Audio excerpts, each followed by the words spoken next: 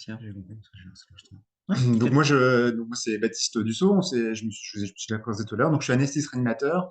J'ai donc passé l'ECN en même temps que Arnaud Mailloux d'ailleurs en 2012, donc il y a un peu plus de 10 ans maintenant. Il faut savoir que les ECN français, c'est exactement le même examen que les EVC que vous passez.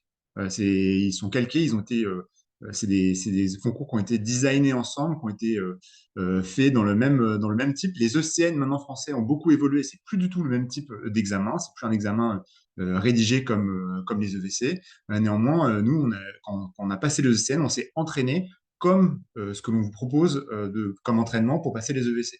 Aujourd'hui, ça fait un peu plus de 5 ans que j'exerce en tant que praticien anesthésiste réanimateur dans le service de chirurgie cardiaque à la Petite-Salpêtrière, qui est donc un CHU parisien.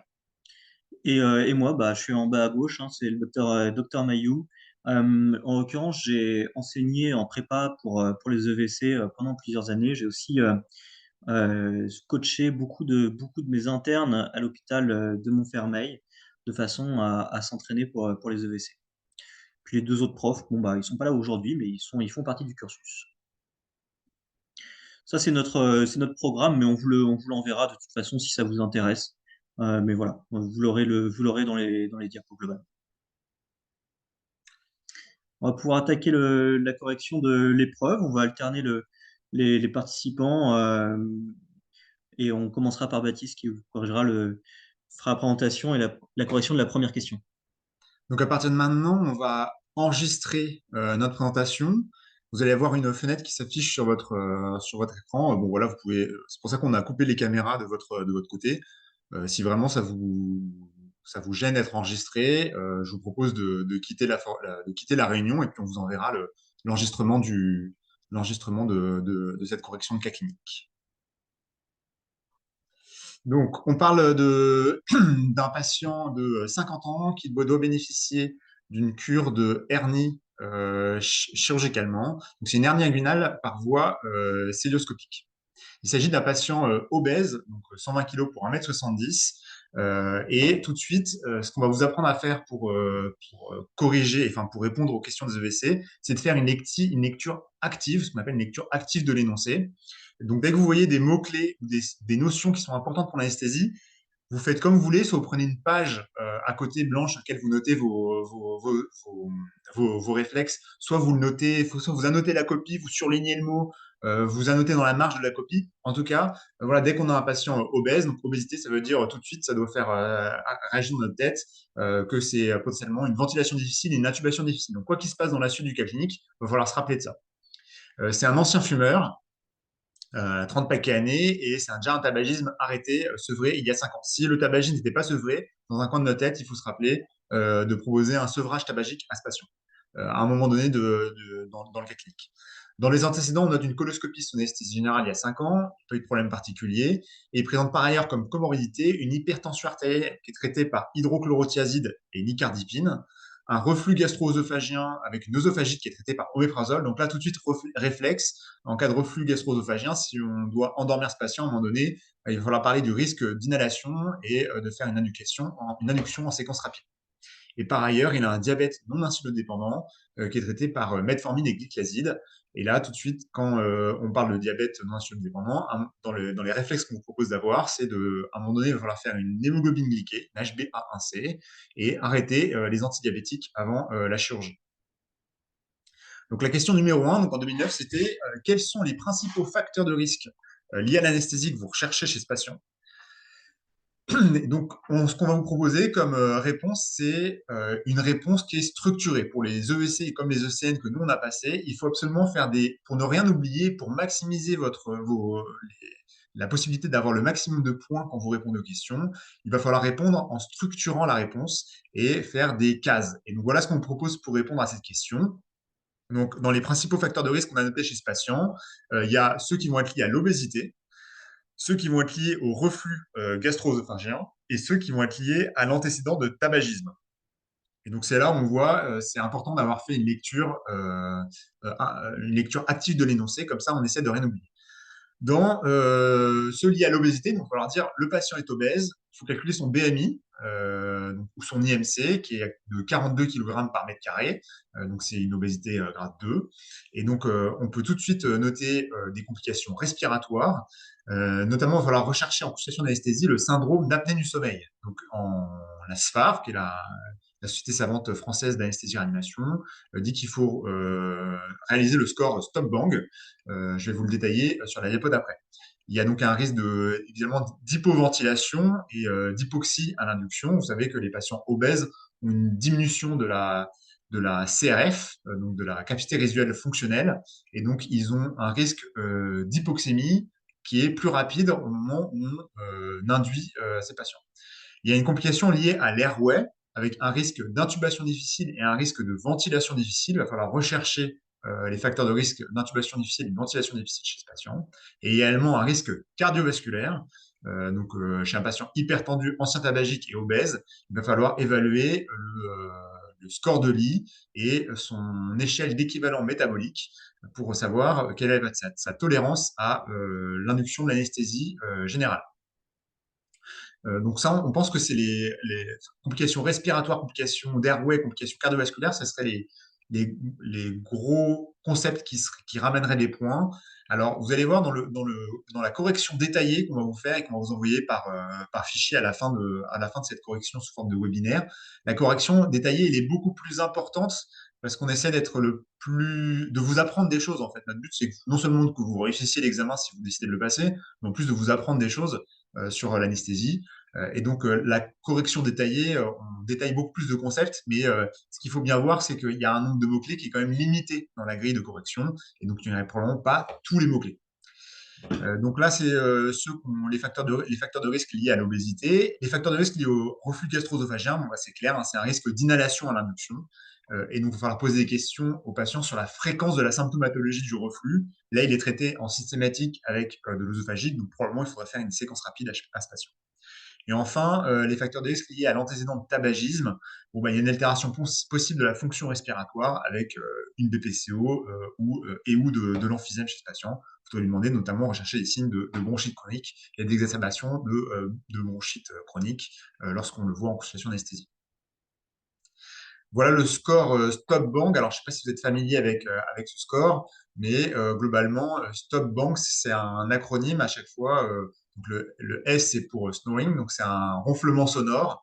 Le T, c'est pour la tiredness, donc c'est est-ce que les patients sont fatigués. O, c'est observed, est-ce qu'on a observé des pauses respiratoires si le patient dort avec un conjoint ou quelqu'un qui a pu l'observer dormir. Le P, c'est pour l'hypertension, qu'elle soit traitée ou non. Le B, c'est pour le BMI. Donc, si le BMI est supérieur à 35 kg par mètre carré, c'est un facteur de risque d'apnée du sommeil. L'âge supérieur à 50 ans. Le tour de cou, le N, c'est pour NEC, le tour de cou supérieur à 40 cm. Et G, c'est pour le genre, le sexe masculin. Vous voyez que chez ce patient, en fait, il a pour lui l'âge, le BMI, l'HTA et le genre sexe masculin. Donc, il y a plus de 4 points sur le score Stop Bang et donc un facteur de risque d'apnée du sommeil. Les facteurs de risque concernant l'airway, donc là, on vous les rappelle, hein, en fait, ils ont été, la société savante, la SFAR, mais ça, c'est des recommandations qui sont même européennes. Les facteurs de risque d'intubation difficile et de ventilation difficile ont été rappelés dans cette conférence de consensus de 2015. On vous a mis le lien, il faudra les relire avant de passer l'examen, parce que ça, c'est vraiment des facteurs qui sont si vous avez un cas d'anesthésie, globalement, ils vont sortir à un moment donné. Et donc on rappelle que sur la ventilation difficile, la présence de 2 facteurs de risque est prédictive de ventilation au masque difficile. Et le risque d'intubation difficile est multiplié par 4 chez les patients qui ont une ventilation au masque difficile. La question suivante, comment préparez-vous ce patient à l'intervention? Alors, ce type de question, ça peut un peu vous désemparer parce que c'est une question qui est finalement extrêmement large. Qu'est-ce que ça veut dire la préparation? Ça englobe énormément de choses. Pour ne pas se laisser désemparer, c'est toujours excellent de vous rappeler ce que vous faites dans la vraie vie. L'examen des EVC, il a pour but de sanctionner votre capacité à faire les choses dans la vraie vie et vos connaissances d'anesthésistes qui font de l'anesthésie. Donc, si vous vous mettez en situation et vous dites, mais en fait, c'est vrai, qu'est-ce que je ferais pour ce patient? eh ben, vous oublierez beaucoup moins de choses qui sont essentielles et qui rapportent des points dans la grille de correction. En l'occurrence, souvent, on a tendance à se jeter sur ce type de questions sur le bilan préopératoire. Donc, effectivement, c'était important. Alors, là, il y avait des choses qui sont systématiques. Forcément, il y a un ECG qui est systématique pour ce patient, qui va être recommandé. Sur le plan du bilan biologique, il y a plein de choses qui sont discutables. On vous a mis les recommandations de l'ASFAR sur les examens préinterventionnels systématiques. Mais en l'occurrence, pour ce patient, le ionogramme, vu les facteurs de risque cardiovasculaire, c'était quelque chose et vu le diabète, c'était vraiment quelque chose qu'on pouvait évoquer. L'NFS, bon, c'était quelque chose qui était relativement discutable. Pareil pour les groupes RI. Honnêtement, dans notre centre, on ne fait pas pour ce type de situation. Mais en fait, ce que disent les recommandations, c'est que ça dépend de la prévalence des hémorragies pour ce type de chirurgie dans chaque centre. Bref, tout ça pour dire que quand vous avez un doute et que vous vous dites ce serait pas interdit de le faire, même si moi je l'aurais pas fait, bah mettez-le dans la correction.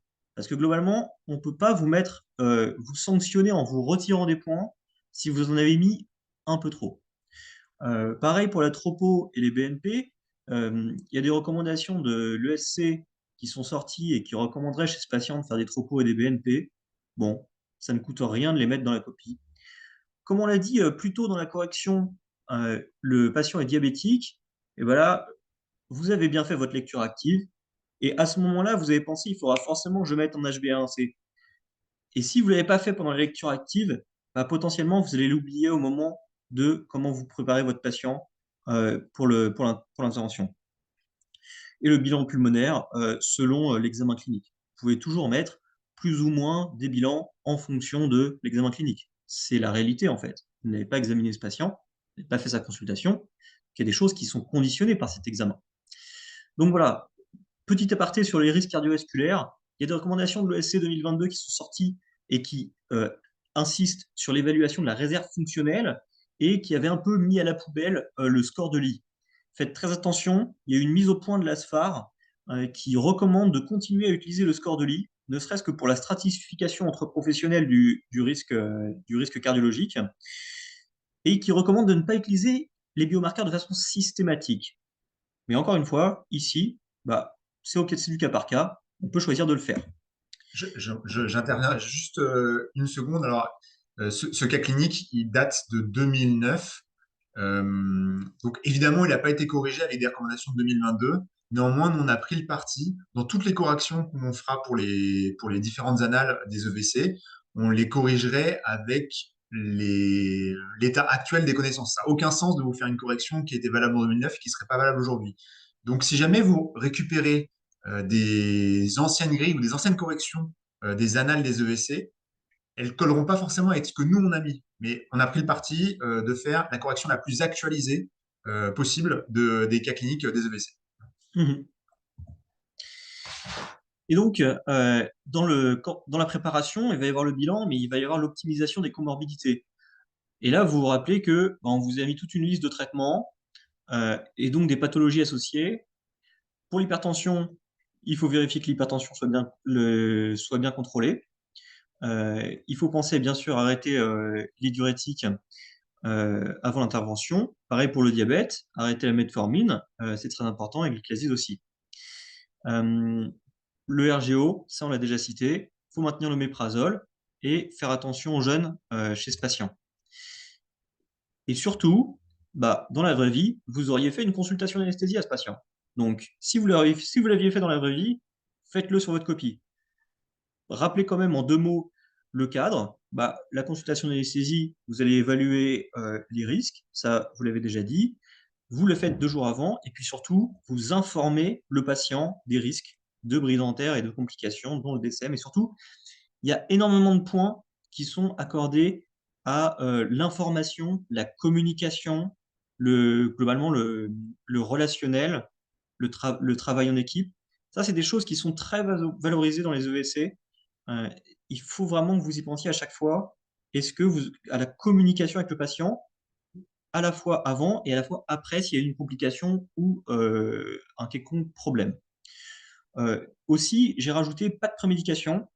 il y a un truc un peu vicieux avec les EVC et les grilles de correction officielles, c'est qu'il peut y avoir des points accordés à des choses négatives. C'est-à-dire que les, les prémédications médicamenteuses ne sont plus très en vogue, et là, il n'y aura pas forcément d'indication. Ça peut être une bonne idée de le préciser. Parfois, il y a des points là-dessus. Voilà. La question 3, donc on nous demandait de décrire le protocole d'anesthésie qu'on choisit et sa réalisation péropératoire. Alors ça, c'est une question un peu bateau, et comme je rejoins le docteur Mayou là-dessus, il faut vraiment vous mettre en tête, alors qu'est-ce qu'on ferait en fait en pratique si ce patient il rentre dans mon bloc opératoire, qu'est-ce que je fais? Toujours une stratification de la réponse avec des cases pour essayer de maximiser vos chances d'avoir tous les mots-clés qui seraient cotés sur ce cas clinique. Donc, nous, ce qu'on vous propose comme façon de répondre, c'est choix de l'anesthésie. Ça serait une anesthésie générale avec intubation trachéale. Évidemment, on ne va pas faire une célioscopie à un patient qui n'est pas sous anesthésie générale, ni qui a juste un masque laryngé. Donc, anesthésie générale avec intubation trachéale. Ensuite, le deuxième point, c'est la mise en condition. Qu'est-ce qu'on fait? Qu'est-ce qu'on met comme une majeure partie de l'anesthésie? Ça consiste en du monitorage. Et donc là, il faut parler de tout le monitorage qu'on va mettre en place pour la sécurité du patient. Donc, une voie veineuse périphérique, un scope, une saturation pulsée en oxygène, un tensiomètre, un monitorage de la profonde anesthésie type BIS ou équivalent, un monitorage de la capnie, un monitorage de la curarisation ou de la décurarisation, c'est pareil. Donc en France, on utilise beaucoup le TRAN4, Train of Four, ou TOF. Ensuite, on indurait le patient. Et donc, pour l'induction, bah, il faut dire tout ce qu'on ferait chez ce patient. Ce qui est majeur dans ce cas clinique, c'est le fait que le patient soit obèse. Et donc là, il faut cibler vraiment l'induction. La majorité des points dans ce cas clinique, ce qui serait là-dessus, donc c'est une préoxygénation en position proclive de 4 points en pression positive avec VS7 plus pression plus PIP supérieure à voilà, au moins 5, voire plutôt 7-8 en FiO2 100%. Ça, c'est super important parce que c'est fait pour optimiser, on a parlé tout à l'heure, hein, donc l'obèse, il y a une diminution de la CRF, la capacité résiduelle fonctionnelle. Et donc ça, le but, ça va être de maximiser la dénitrogénation et d'éliminer maximiser l'ouverture pulmonaire avant l'induction. Ça serait donc une intubation trachéale en séquence rapide. Donc pas de ventilation avant l'intubation, pas de manœuvre de Sélic, qui n'est plus recommandée par l'ASPAR. On utiliserait donc un curare d'action rapide, type rocuronium ou célocurine, succiniconine. Là, vous pouvez mettre tous les, tous les termes que vous citez à partir du moment où c'est un curare d'action rapide, ça serait bon. L'utilisation d'un morphinomimétique après vérification du bon positionnement de la sonde d'intubation et la réalisation d'une antibioprophylaxie par céphazoline 2 grammes. Donc là, décrire le protocole d'anesthésie, ça consiste à fermer les yeux, se mettre dans la salle d'anesthésie et de faire tout ce que vous feriez. Ensuite, il y a l'entretien, anesthésie inhalatoire par sévoflurane ou intraveineuse pour maintenir l'anesthésie, l'analgésie péropératoire avec l'utilisation d'opioïdes, la curarisation péropératoire parce que c'est une celluloscopie, donc on va curariser le patient pendant que le chirurgien l'opère et pendant l'insufflation du péritoine. Et donc, si on fait de la curarisation péropératoire, il faut la titrer sur le monitorage TOF. Vous voyez, par exemple, sur cet entretien, on n'a pas mis de points, nous, dans la correction, parce qu'on pense que ce ne seraient pas des points majeurs. Après, c'est pas parce qu'on pense qu'il n'y a pas de points dessus qu'il ne faut pas les mettre. Il va absolument falloir parler de ventilation. Donc, on a parlé un peu de ventilation au moment de la préoxygénation, mais il faut dire, alors vous savez, la ventilation protectrice au bloc opératoire, ça a été fait par une équipe française, enfin, c'est un multicentrique français en 2012, hein, par l'équipe de Futier. Et donc, probablement, ça serait coté dans cette grille. Donc, c'est une ventilation contrôlée protectrice, 6 à 8 ml/kg de poids prédit ou de poids idéal, avec une pression expiratoire positive au minimum à 8 mm de mercure. Mais déjà, si vous parlez de la pression expiratoire positive, c'est bien.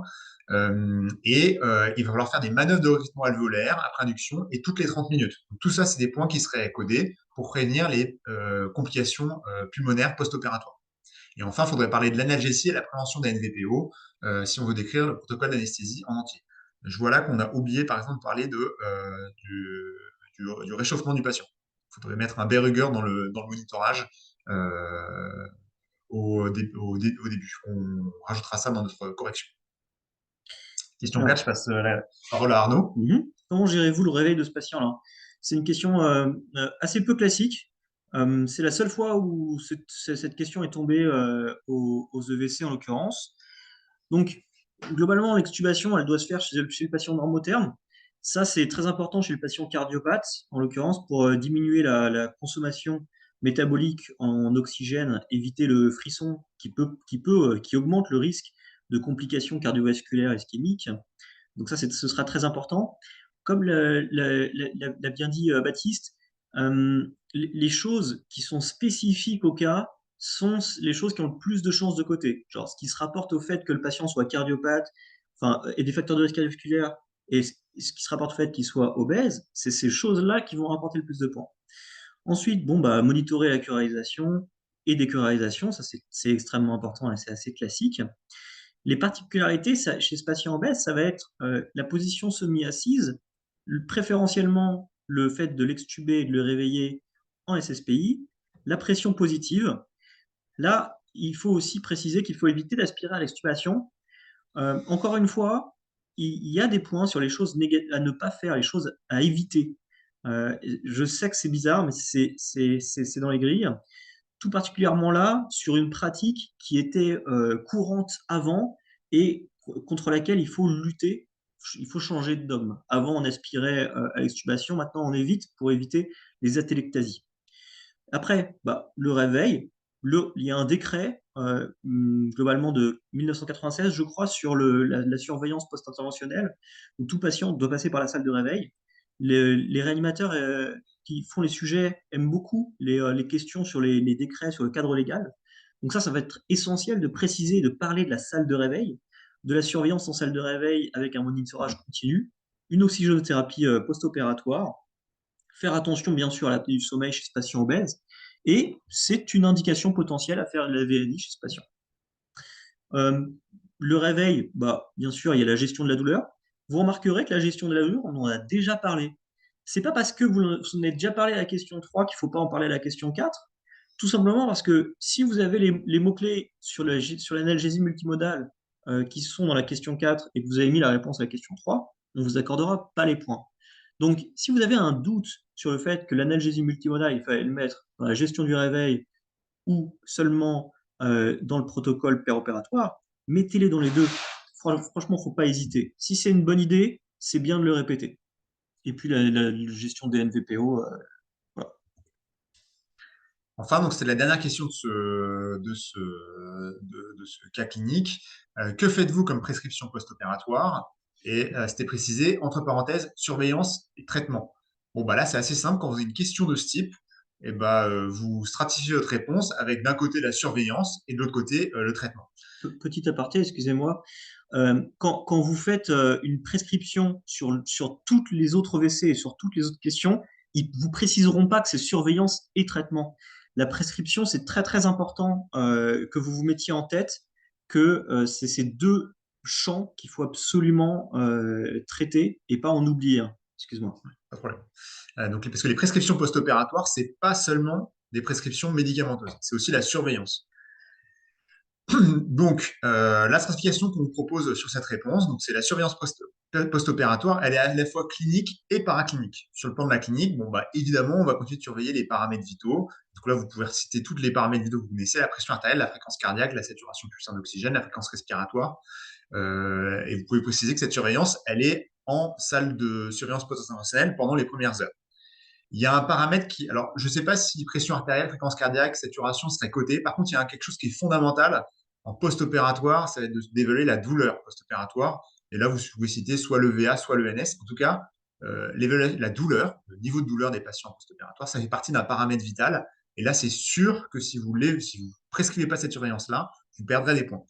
Il y aurait la surveillance glycémique. Alors, la surveillance glycémique, elle est faite en post-opératoire pour tous les patients en France. Et en vrai, chez ce patient-là, ce serait probablement coté parce que le patient est diabétique. Un patient non diabétique, je ne suis pas sûr qu'on vous en veuille si vous oubliez de marquer la surveillance glycémique. Chez ce patient-là, bah, c'est sûr. Et puis ensuite, la surveillance liée à la chirurgie, la surveillance des saignements et la surveillance des signes de complications chirurgicales, douleur abdominale, distension, pneumothorax suite au pneumopériton induit. Enfin, là, vous pouvez faire plein de choses, mais en tout cas, si déjà vous suivez la surveillance des complications chirurgicales, ça sera bien. Ensuite, la surveillance paraclinique. Alors, chez ce patient, là, vous pouvez mettre tout le bilan que vous souhaitez. Hein. Il n'y aura pas de points négatifs si vous en mettez trop. La seule chose que vous perdez, si vous mettez trop de taux de précision, c'est que vous perdez du temps pour répondre aux autres questions. Chez ce patient-là, il y a le ionogramme sanguin qui serait systématique parce que ce patient est sous metformine. Donc, avant de reprendre la metformine, il faut faire un ionogramme sanguin pour vérifier qu'il n'y a pas d'insuffisance rénale. Donc, une fois qu'on a parlé des surveillances, on va pouvoir parler des traitements post-opératoires. Dans les traitements post-opératoires, vous avez là 3 gros points: la reprise des traitements du patient, les traitements liés à l'analgésie et les traitements liés à la thromboprophylaxie. C'est des questions qu'on se pose tous les jours chez tous nos patients. Et donc, ça va être les points que vous allez devoir aborder. Donc, au niveau de l'analgésie, elle va être multimodale. Encore une fois, vous avez vu, on a parlé à la question 4, on a parlé à la question 3. En fait, c'est qu'on ne sait pas où est-ce que seraient mis les points. C'est sûr que l'analgésie serait mise quelque part dans la grille, mais on ne sait pas à quelle question c'est. Et dans le doute, on préfère la traiter à tous les endroits. Donc, l'analgésie multimodale, donc paracétamol, anti-inflammatoire, néfopam. Une précision, le tramadol en France, peut-être utilisé là où vous exercez, le tramadol est passé sur la liste des stupéfiants et donc probablement ça serait beaucoup moins mis dans les listes de médicaments à utiliser en post-opératoire. C'est tout récent, ça date du 1er mars 2025. Et donc son accès au bloc opératoire va être de plus en plus contrôlé, donc peut-être moins incité dans une question d'analgésie post-opératoire.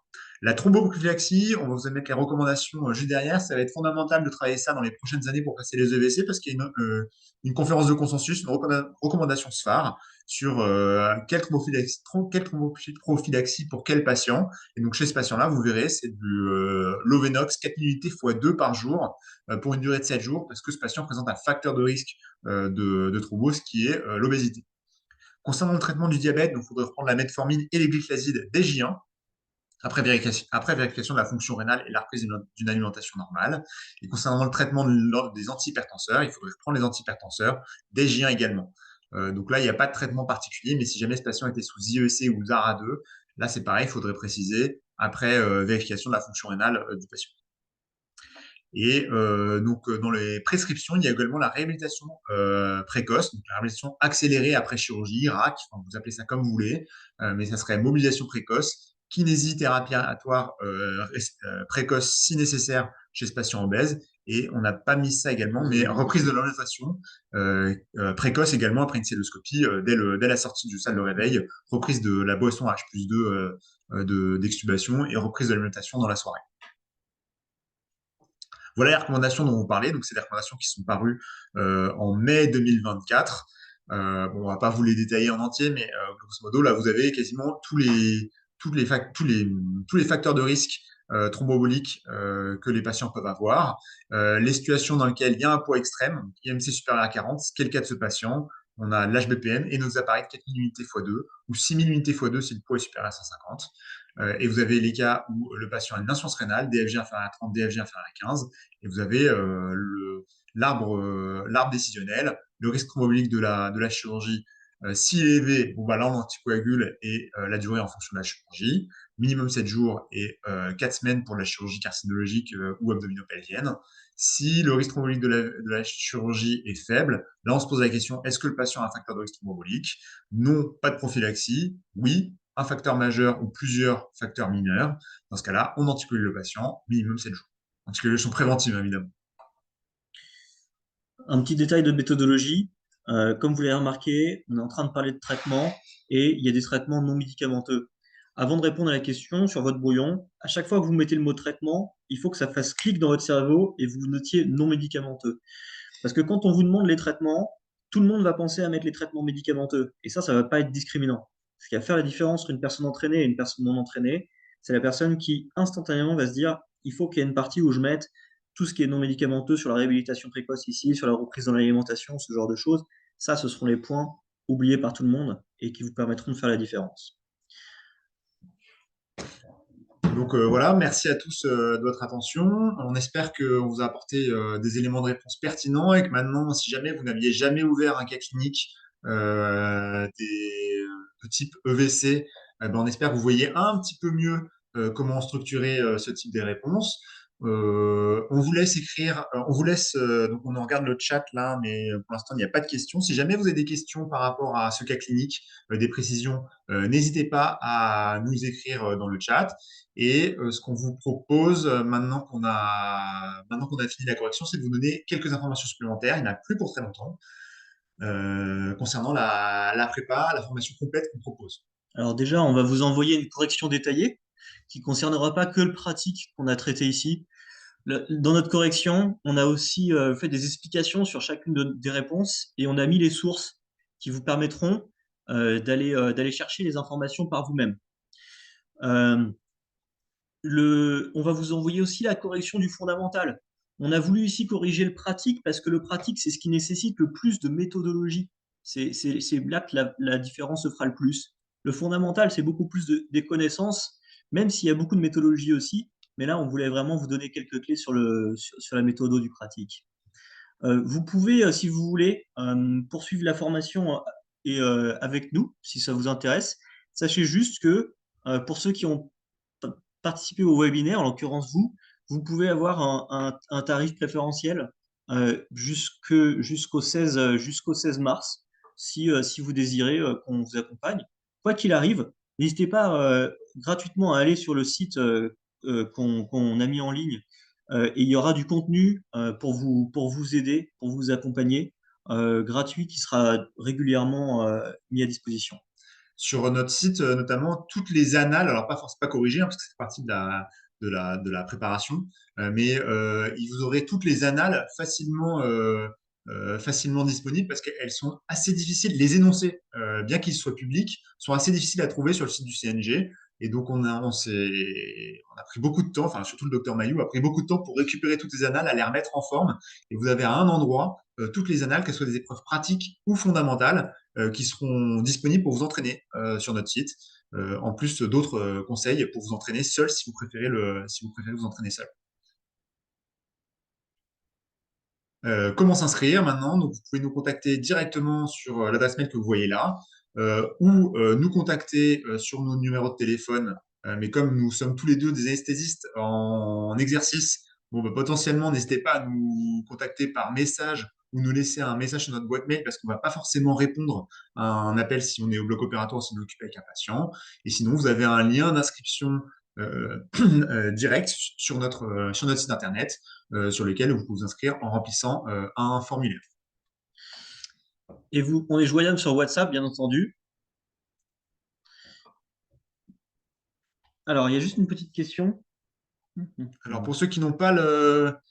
Alors, on va poser, on va prendre la première question. Une question, est-ce qu'il faut, dans les réponses, justifier tout élément? Par exemple, on demande un ECG car il s'agit d'un patient âgé qui présente des facteurs de risque, etc., La, car il y ré- a également une contrainte de temps. la réponse est non. S'ils ne vous demandent pas de justification, vous n'avez pas de justification à fournir. Et ils peuvent pas mettre 2 points sur une justification s'ils ne l'ont pas demandé. Donc ne perdez pas de temps à justifier lorsqu'ils ne vous demandent pas de justification. S'il y a une justification nécessaire, ils le précisent. Ouais. Et alors là, sur la lecture active de l'énoncé, si jamais la question c'est quel est votre bilan préopératoire, point d'interrogation, justifié, là il faut souligner en énorme justifié et bien se rappeler qu'il va falloir justifier chaque examen. Et dans ce cas-là, en fait, probablement il va falloir être un peu restrictif sur l'examen parce que vous n'allez pas pouvoir, si vous mettez tous les examens de la Terre, vous allez avoir du mal à les justifier, ça va vous prendre beaucoup de temps. Et donc, en général, quel est votre bilan préopératoire justifié? Ça se trouve, ce serait quels sont les 3 examens demandés dans le bilan préopératoire justifié. Et dans ce cas-là, vous répondez seulement 3 items et vous les justifiez. Si vous en mettez plus, bah, potentiellement, vous risquez d'énerver le correcteur. Ça vous enlèvera pas de points, mais dans le livre qu'on a écrit ensemble là-dessus, on détaille bien ce point-là. À partir du moment où on demande quels sont les 3 éléments, il faut répondre que 3 éléments. Ça vous enlèvera pas de points d'en répondre plus. Par contre, vous allez énerver le correcteur qui va pas s'amuser à chercher les points dans votre copie. Pour la question concernant la pose de sonde nasogastrique, en l'occurrence, si la question ça concerne le fait qu'il y ait un reflux et le risque inhalatoire, la pose de sonde nasogastrique n'est pas indiquée dans ce contexte. Si c'est plus pour le côté chirurgical, pour aider le chirurgien en faisant vidant l'air gastrique, là globalement, comme c'est une hernie, il y a peu de chances qu'il soit gêné par l'air gastrique. Et comme c'est vraiment à la convenance du chirurgien, ce ne sont pas des points qui pourraient être donnés. En tout cas, je pense pas que ce soit une erreur. Si vous mettez une sonde Voilà. nasogastrique dans la partie mise en condition dans le protocole d'anesthésie, sonde nasogastrique, sonde thermique, d'ailleurs, je me demande si vous les avez pas mises dans la. Il me semble qu'on les a mises dans la correction Détaillé. détaillée. C'est pas une erreur, ce serait pas voilà si vous visualisez ce patient et que vous dites bah moi après l'avoir intubé je lui mets une sonde thermique œsophagienne et une sonde nasogastrique bah mettez-le, ça prend pas beaucoup de temps, ça vous enlèvera pas de points, quoi. On vous enlèvera jamais de points sur une chose que vous auriez pu faire dans la vraie vie. Ça, c'est une certitude. En tout cas, merci à tous et surtout bon courage. Bon courage parce on sait à quel point c'est difficile. On voit beaucoup de personnes autour de nous enfin, c'est un vrai marathon. On est très admiratif de ce que vous faites. Alors on a une question, est-ce qu'on prévoit dans notre programme des corrections de toutes les annales, en particulier celles des 2 dernières années qui sont un peu différents? Tout à fait, nous prévoyons de corriger toutes les annales dans le programme. C'est vrai que là, on a pris cette annale de 2009 parce qu'elle a l'avantage de faire un cas d'anesthésie assez classique, un déroulé assez classique, mais nous prévoyons de corriger toutes les annales. On fera des conférences sur les cinq plus importantes et toutes les annales seront corrigées, oui. Mais il y aura pas forcément de correction détaillée avec un professeur. Des vieilles annales, ce seront effectivement les deux précédentes. On accordera plus de temps à celles-là parce qu'elles sont très particulières. Et probablement un peu plus représentatif de ce qui risque de revenir à l'avenir. Tout à fait. Merci à tous.